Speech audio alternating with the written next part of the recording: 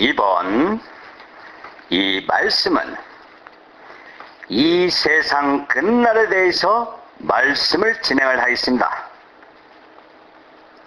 2001년 9월 11일 여러분들은 뉴욕 맨하탄 쌍둥이 빌딩 월드 트레이드 센터가 전 세계인들이 보는 앞에서 무너지는 광경을 모두 보았을 것입니다. 직접 못 봤다 하더라도 TV를 통해서 또 맨하탄에 사는 사람들은 그 광경을 눈으로 보고 느꼈을 줄 압니다. 이게 뭘 보여준 줄 아십니까? 소돔 고모라 성이 유황불로 멸망할 때 멸망받는 하나의 상징성을 나타내 준 것이에요. 저도 TV를 통해서 그날 아침 그 광경을 봤습니다. 그런데 왜 이렇게 악한 일들이 일어나는지, 지금도 악한 것들이 급속히 번져가는 이러한 세상에 우리가 살고 있습니다. 이것이 우리에게 무엇을 말해주느냐 하면, 뭔지 모르지만 사람들의 마음이 악하고 불안하고 그러한 상황 속에서 그러한 극한적인 행동을 하는 그러한 사람들이 급속도로 많아질 거라는 사실입니다. 우리가 이 시대에 살면서 생각을 해야 되겠습니다. 오늘 이 말씀에는 이 세상이 끝날 때쯤은 어떻게 되는지 그러한 문제를 성경을 통해서 찾아보기로 하겠습니다. 앞으로 이 세상은 대환란, 성경적으로 말하면 7년간의 큰 환란이 닥쳐오고 있는데, 지금 현재 일어나고 있는 이 모든 일들은 그 7년 환란기를 맞이하기 위해서 준비되고 있는 게 아닌가, 그런 생각을 하게 됩니다. 그 7년 환란 기간이라는 것이 무엇을 의미하느냐 하면 이 세상에 대한 심판을 의미하는 것입니다.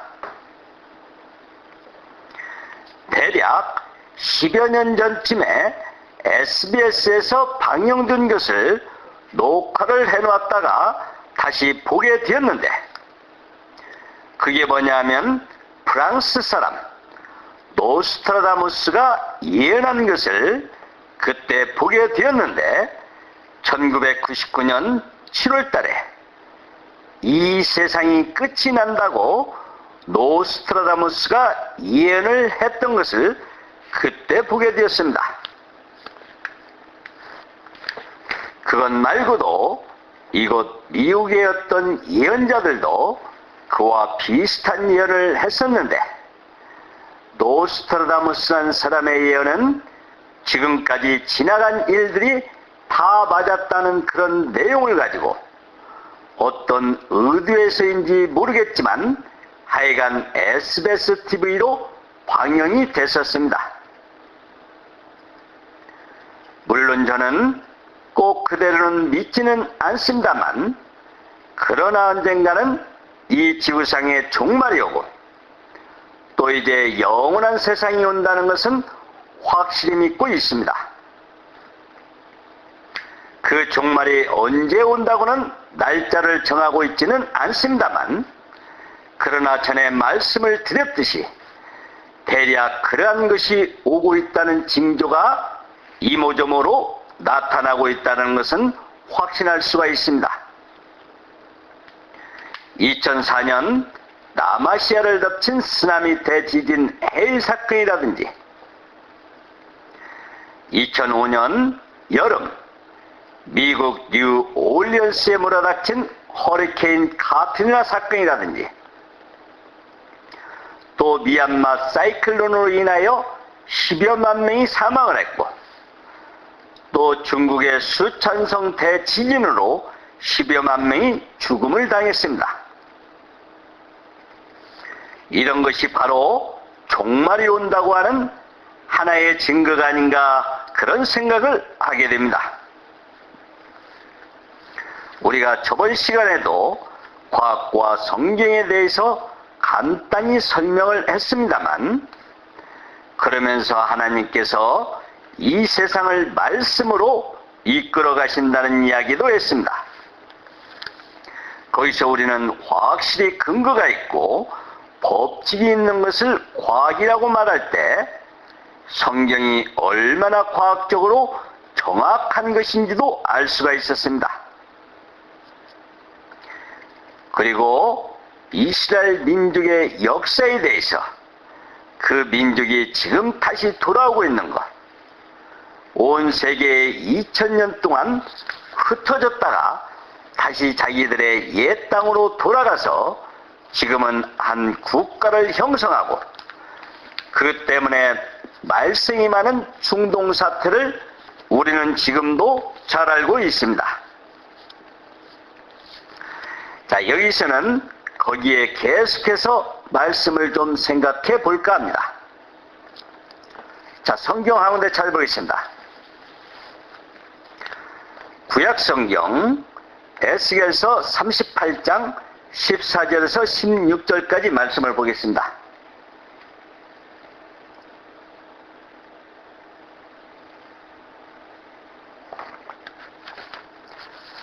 에스겔서 38장 14절에서 16절까지입니다. 인자의 너는 또 예언하여 고객에게 이르기를, 주 여호와의 말씀에 내 백성 이스라엘이 평안히 거하는 날에 내가 어찌 그것을 알지 못하겠느냐. 내가 내 고토 극한 북방에서 많은 백성 곧 타발을 탄 큰 떼와 능한 군대와 함께 오되 구름이 땅에 덮임같이 내 백성 이스라엘 치러 오리라. 고가 끝날에 내가 너를 이끌어다가 내 땅을 치게 하리니, 이는 내가 너로 말미암아 이방 사람의 목전에서 내 거룩함을 나타내어 그들로 다 나를 알게 하려 함이니라. 자, 여기 16절 끝에 보면은 구름이 땅에 덮임같이 내 백성 이스라엘 치러 오리라. 고가 끝날에, 여기서 끝날에 말한 것처럼 끝날이란 말이 나옵니다. 이 끝날은 이 세상 마지막에 이스라엘 백성을 치러 오는 전쟁을 말을 하고 있습니다. 에스겔서는 지금부터 2500년 전에 기록된 말씀이에요. 에스겔이란 선지자는 바벨론으로 포로로 잡혀간 사람 중에 한 사람인데, 그때는 벌써 예루살렘이 멸망을 받은 이유고, 그 예루살렘이 이 세상 마지막 때에 이스라엘 민족이 다시 한번 전쟁을 겪을 것을 말을 하고 있습니다. 그런데 이스라엘을 치러 오는 사람이 누구냐 하면 14절을 보면은 이름이 곡이라고 되어 있습니다. 곡이라는 것은 어떤 성경학자들은 고르바초프라고 하는데, 저는 꼭 그렇다고 생각하지는 않습니다. 러시아는 벌써 푸틴과 메드베데프 체제로 넘어가 버렸습니다. 제 생각에는 푸틴이 아니겠는가, 이렇게 생각이 듭니다. 자, 그런데 15절에 보니까 내가 내 고토 극한 북방에서 많은 백성 곧 타발을 탄 큰 떼와 능한 군대와 함께 오되 라고 되어 있습니다. 그러면은 그 곡이라는 사람이 어디에 살고 있느냐 하면은 이 지구상의 제일 북쪽 나라입니다. 제일 북쪽 나라는 바로 러시아를 말합니다. 러시아가 얼마 전만 해도 소련이라는 그런 호칭을 가지고 있었어요. 그런데 러시아라는 나라가 이스라엘을 치러 오면 그것이 이 세상 끝날이 된다. 그런 말씀을 하고 있습니다. 이런 어마어마한 이야기를 하고 있는데 곧 이것이 뭐냐면 핵전쟁, 곧 3차 세계대전을 의미하는 것입니다. 그래서 이것을 좀 더 상세하게 생각해 볼 필요가 있어요. 최근 얼마 전에 이곳 미국에서 문제가 생긴 인공위성이 지구로 떨어지면은 위성 안에 있는 물체가 엄청난 위험이 있는 물질이라서 대륙간 탄도 요격 미사일로 그 위성을 지구 밖에서 폭발을 시켜야 된답니다. 그래서 지구 밖에서 그 위성을 폭발을 시키는데 성공을 했어요.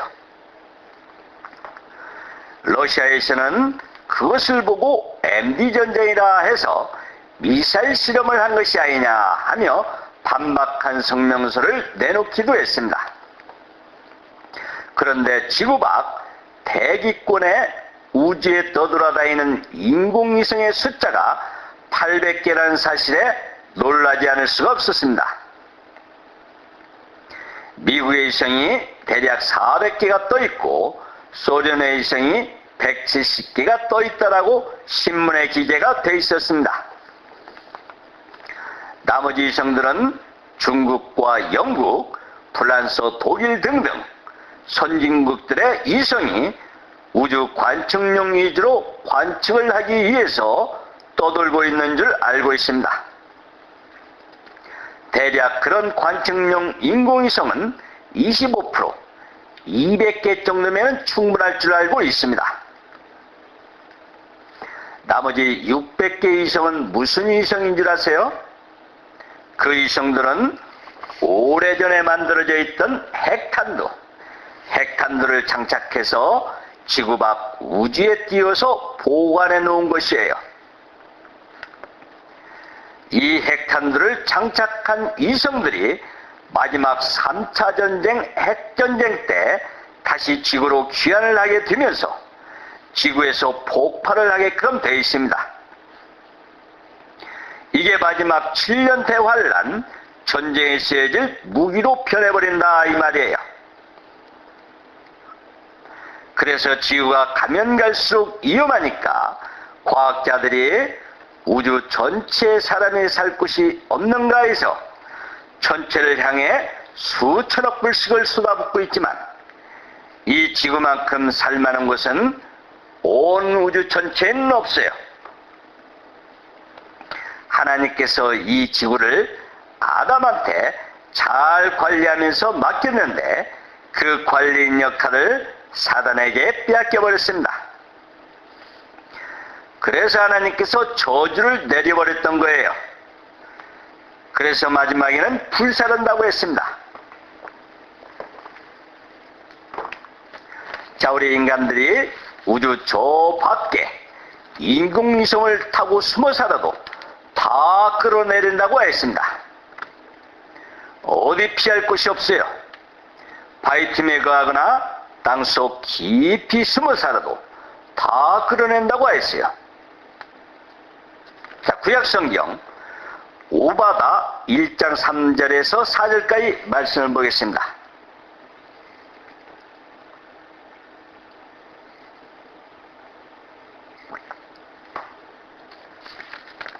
오바다 1장 3, 4절입니다.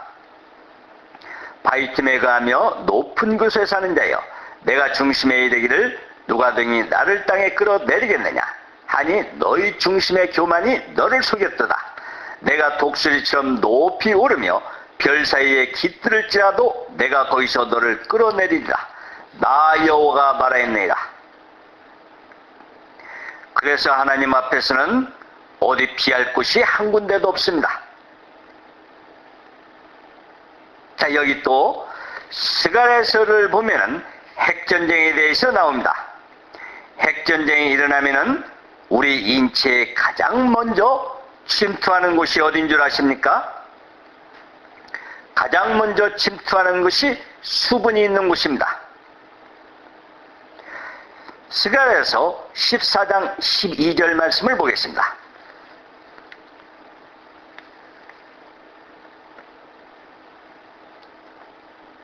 14장 12절입니다.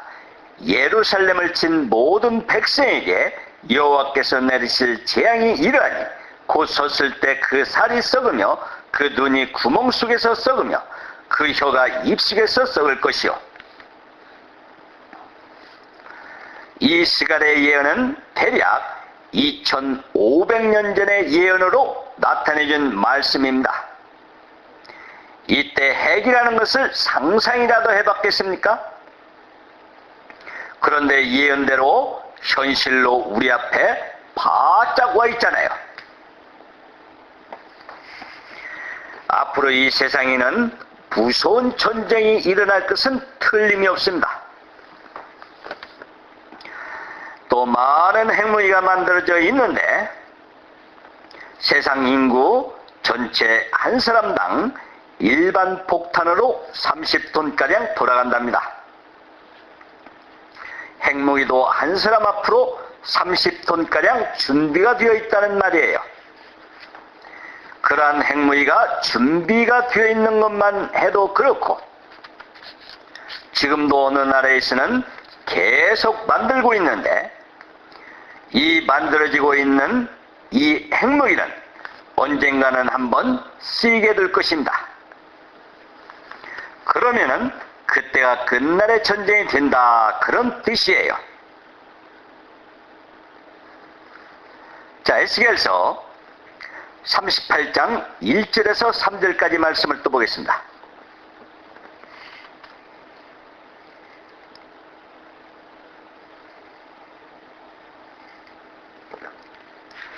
38장 1절에서 3절까지입니다. 여호와의 말씀에 내게 임하여 가라사대 인자의 너는 마곡 땅에 있는 곧 노스와 메섹과 두발왕에게로 얼굴을 향하고 그를 쳐서 예언하여 이르기를 주 여호와의 말씀에 노스와 메섹과 두발왕 고가 내가 너를 대적하여. 자, 여기서 마곡은 옛 소련 전체를 말을 하고 노스는 지금 현재 러시아를 말합니다. 메섹은 모스크바를 말을 하고 두발왕 역시 마곡과 일치되는 현상을 말을 하고 있습니다. 여기서도 곡이라고 했는데 실상은 이 곡이라는 지배자의 이름은 지금 현재 곡이라고 불리는 사람은 아니고 과거에 어떤 민족이 있었습니다. 그 이름을 본떠서 말을 한 것이에요. 자, 계속해서 4절에서 6절까지 또 보겠습니다. 너를 돌이켜 갈고리로 내 아가리를 깨고 너와 말과 기병 곧 내 온 군대를 끌어내되 완전한 갑옷을 입고 큰 방패와 작은 방패를 가지며 칼을 잡은 큰 무리와 그들과 함께한 바 방패와 투구를 갖춘 바사와 구스와 붓과 고멜과 그 모든 때와 극한 북방의 도갈마 족속과 그 모든 때 곧 많은 백성의 무리를 너와 함께 끌어내리라. 자, 이것은 동맹 세력들을 동원해서 같이 동맹을 해가지고 같이 끌어낸다는 그런 이야기입니다. 여기서 말하는 바사는 페르시아를 말합니다. 지금은 이란이라고도 말을 하고 옛날 말로는 페르시아입니다. 영문 성경이나 다른 성경에는 이란이라고 직접 표현을 했어요. 그래서 이란이라는 나라가 소련과 동맹을 맺는다, 그런 이야기입니다. 지금도 이란과 러시아는 가까이 있을 뿐만이 아니라 그 이란이 러시아의 핵무기를 제조하는 방법이라든지 그런 거래를 하고 있다는 소식을 가끔 신문이나 TV에서도 볼 수가 있어요. 그리고 구스는 검다는 뜻인데요. 구스라는 나라는 이디오피아를 말합니다. 영어 성경에는 바로 에디오피아라고 되어 있습니다.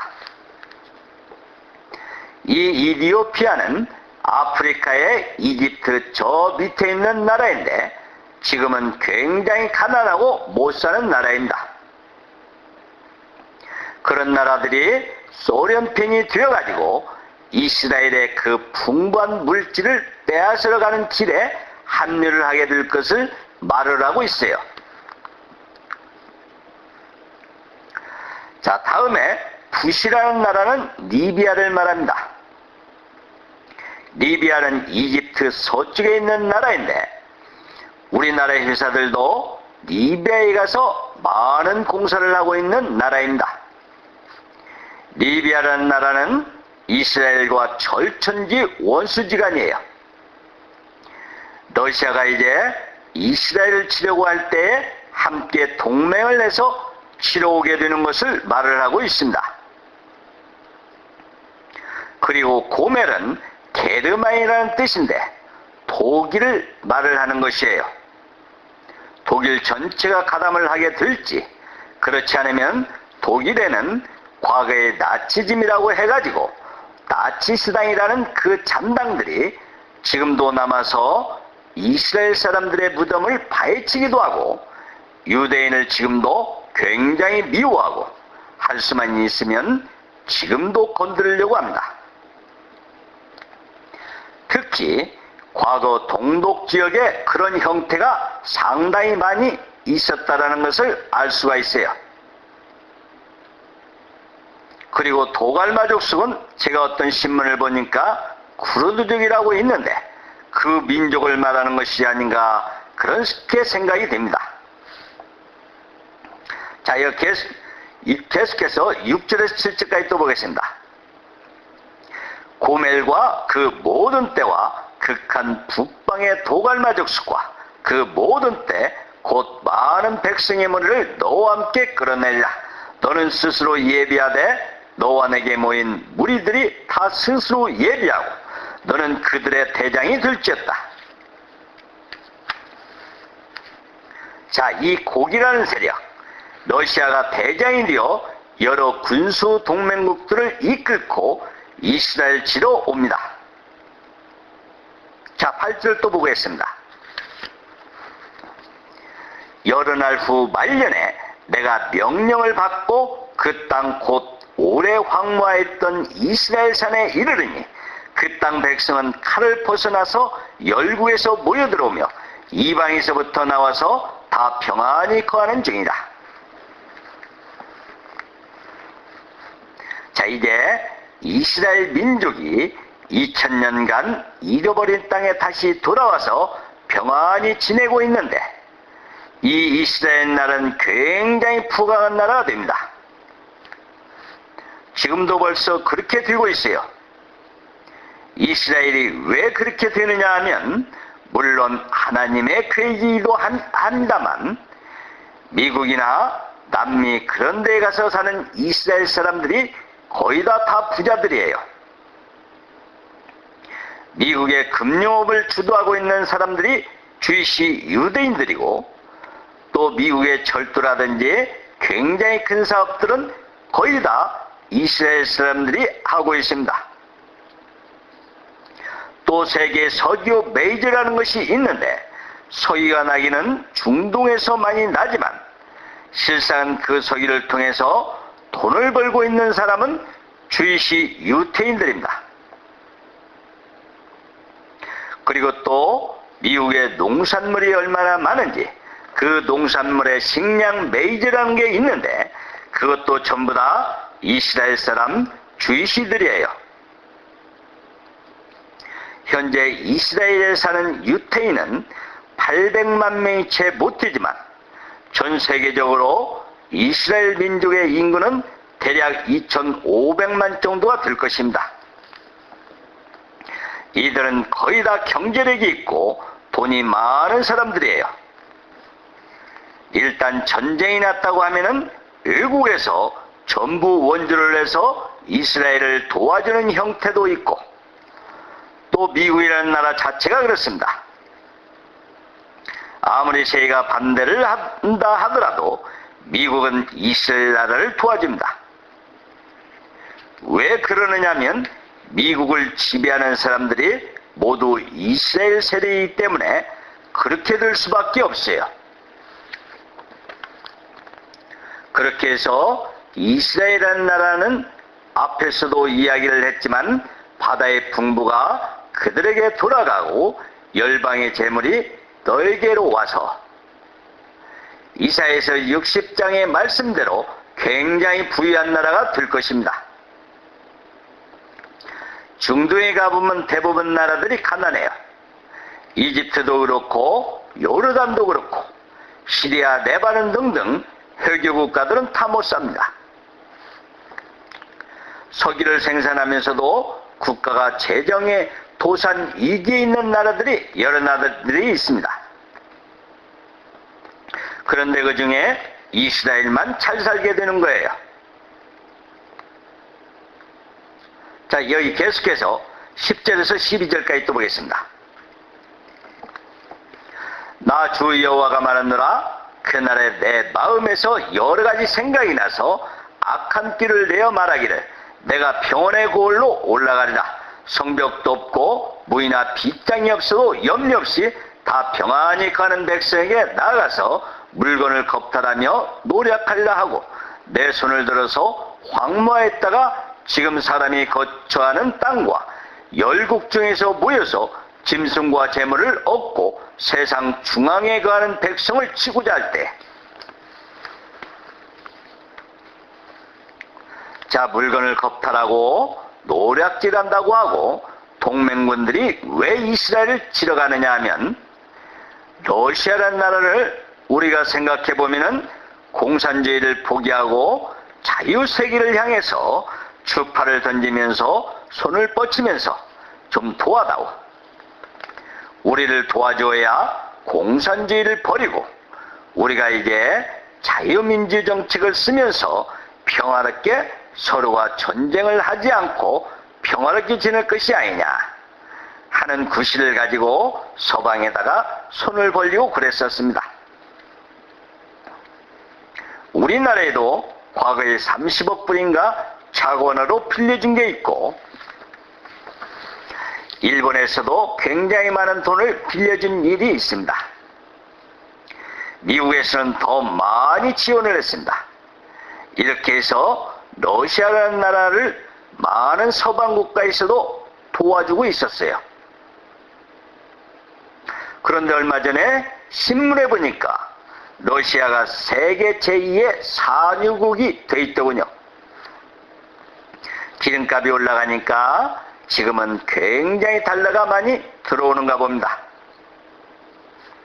그렇지만 이 나라는 경제적으로 성공할 수가 없어요. 원체 그 땅이 추운 곳이고 또 땅도 넓지만 인구는 근 2억 명 정도가 됩니다. 그런 민족인데 너무너무 못 살고 있어요. 현재는 값비싼 석유 때문에 그리 어렵지는 않습니다만 앞으로 지금 세계 경제 공황이 눈앞에 닥치게 될 것입니다. 이 미국이 경제 공황이 오면 전 세계가 경제 공황이 와요. 이제는 미국 경제가 회복 불가능한 상태까지 와버렸습니다. 이제는 온갖 정책을 다 써봐도 해결을 할 수 없는 현 상황에까지 빠져버렸어요. 우리가 영화에서 봤듯이 초호화 유람선 타이타닉호가 빙산에 부딪혀 배가 바닷속으로 침몰하는 것을 보았을 것입니다. 그 첫 번째가 서브프라임 불량주택 모기지 사건. 다음 두 번째는 미 달러 약세 하락 사건으로 유가가 급상승하거나 유가가 급락하는 경우, 이러다가 다시 유가가 급상승되면은 이제는 끝나버립니다. 다음 세 번째는 은행 뱅크럽 사건으로 은행이 도미노 현상으로 줄줄이 도산이 되면서 주가는 하락하고 모든 주식은 휴지 조각이 될 것입니다. 네 번째는 실업난이 급상승되면서 미국 자동차 3사가 도산 위기에 있고 아무리 구제금융 공적 자금을 쏟아붓고 있어도 회생이 안 됩니다. 이렇게 몇 가지만 보더라도 해결을 할 만한 무슨 대책이 없어요. 또한 중국과 인디아가 신흥 개발도상국으로 경제가 급성장하는 관계로 세계의 경제의 축을 이끌고 나왔던 미국이 추락함으로써 지금 현재 세계 경제는 대공황으로 우리 눈앞에 와 있습니다. 이 모든 것이 하나님 아버지의 계획 속에 프로젝트 안에 있다는 것을 아셔야겠습니다. 이렇게 공산주의를 하는 나라는 다 못 살아요. 그래서 러시아가 자기 땅이 너무 추운 곳이니까 남쪽 중동 쪽으로 뻗어나가야 되겠다, 이렇게 생각을 하면서 잘 사는 저 이스라엘을 점령해버리면 그 지역 다른 여러 국가의 유전 개발이란 그것도 자기네들이 이권을 취할 수 있다고 하는 그런 계산에서 이스라엘을 지게 됩니다. 지금 그런 사익이 보이고 있어요. 이 이스라엘이라는 나라는 우리가 지도에서 본 대로 여러 나라 가운데 아주 참 이상하게 들어서 가지고 그 주변 국가들이 다 원수시하는 그런 나라예요. 그 주변 아랍 국가들은 다 회교 국가이거든요. 대신 이스라엘은 유대교하고 기독교하고 두 가지의 종류의 종교가 있습니다.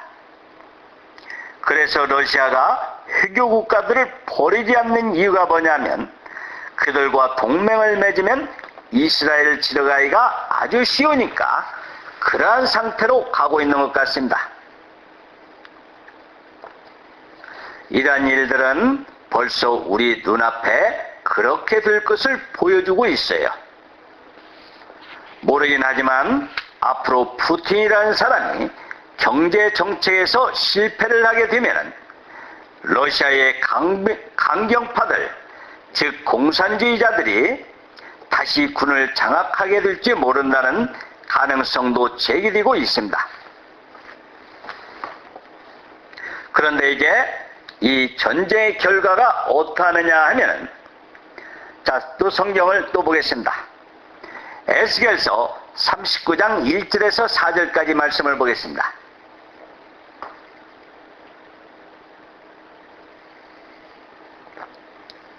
(39장) 1절에서 4절까지입니다. 그러므로 인자야, 너는 곡을 쳐서 예언하여 이르기를, 주 여호와의 말씀에 로스와 메섹과 두발로 한 고가 내가 너를 대적하여 너를 돌이켜서 이끌고 먼 북방에서부터 나와서 이스라엘 산에 이르러 내 활을 쳐서 내 왼손에서 떨어뜨리고 내 살을 내 오른손에서 떨어뜨리니 너와 내 모든 때와 너와 함께한 백성이 다 이스라엘 산에 엎드러지라. 내가 너를 각종 움키는 새와 들짐승에게 붙여먹게 하리니. 자, 이는 다 죽어버리니까 독수리들이 와서 그 시체를 뜯어먹는다는 뜻입니다. 2500년 전에 말한 말씀인데 현재까지만 해도 도저히 믿어지지 않습니다만, 물론 저는 믿습니다. 왜 그러느냐면 러시아라는 나라가 핵무기를 어마어마하게 많이 가지고 있습니다. 물론 우크라이나도 있지만 미국보다 훨씬 많이 가지고 있어요. 그런 강대국이 무력적으로만 봐도 굉장히 강대국인데 어떻게 그 이스라엘 나라를 못 당해가지고 이스라엘 나라를 지나가서 몽땅 멸망해버리냐 하는 것은 상당히 의문이 가는 문제입니다만, 그렇지만 성경에는 그렇게 되어 있어요. 그런데 우리가 하나 알아야 할 것은, 저번 시간에도 말씀을 드렸습니다만, 이 세상 마지막에 7년이라는 기간이 정해져 있다는 것입니다. 이 7년이라는 기간이 뭐냐면 7년은 대환란 기간이다. 이렇게 말을 하고 있습니다. 이 기간은 이 세상이 끝나는 심판의 기간을 말합니다.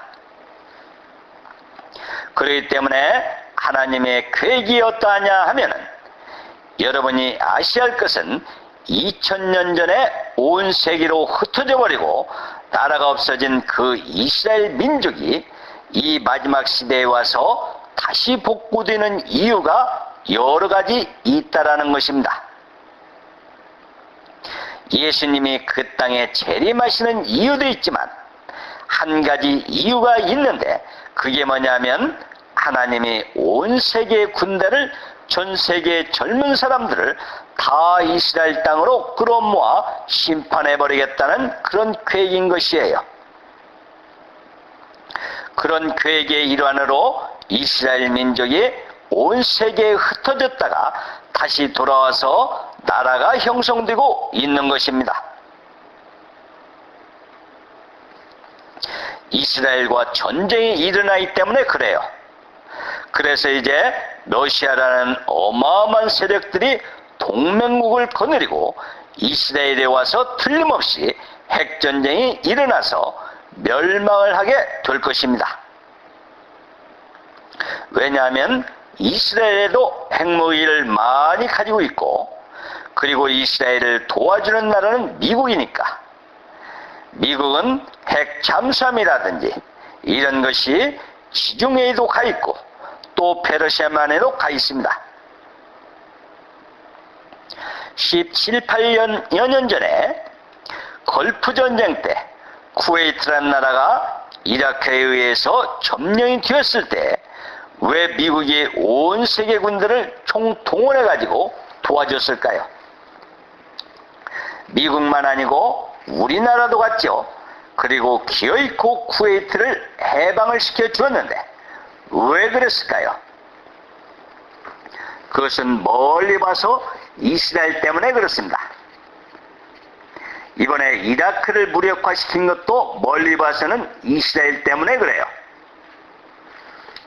더 이상 정확하게 이야기는 하지 않겠습니다만 그때 걸프 전쟁이나 요즘 이라크를 무력화시킨 상황을 보면은 이라크가 이스라엘을 향해 스커트 미사일을 쏘면은 미국이 패트리어트 미사일이라는 것을 이스라엘에 갖다 놓고 미사일이 날아오면은 공중에서 맞아 폭발시켜버리곤 했습니다. 미국이 그런 무기를 가지고 이스라엘을 공격을 하지 못하게끔 했는데 물론 미군은 한반도 남한에도 이 패트리어트 요격 미사일을 갖다 놓고 있어요. 자, 39장 5절에서 6절까지 또 계속 보겠습니다. 내가 빈들에 엎드러지라 이는 내가 말했습니다. 나 주 여호와의 말이니라. 내가 또 불을 마국과 밋섬에 평안히 거하는 자에게 내리리니 그들이 나를 여호와인 줄 알리라. 자, 여기서는 지도에 대해서 간단히 말을 할 텐데요. 여러분들이 지도를 펴놓고 보시거나 그냥 상상하시기를 바랍니다. 마곡이 어디에 있느냐 하면은 팔레스타인을 중심으로 예루살렘이 있고 그 북쪽으로 쭉 올라가면은 마곡이라는 데가 있습니다. 마곡이라는 곳이 바로 러시아 리빙글라드에 가까이 있는 곳입니다.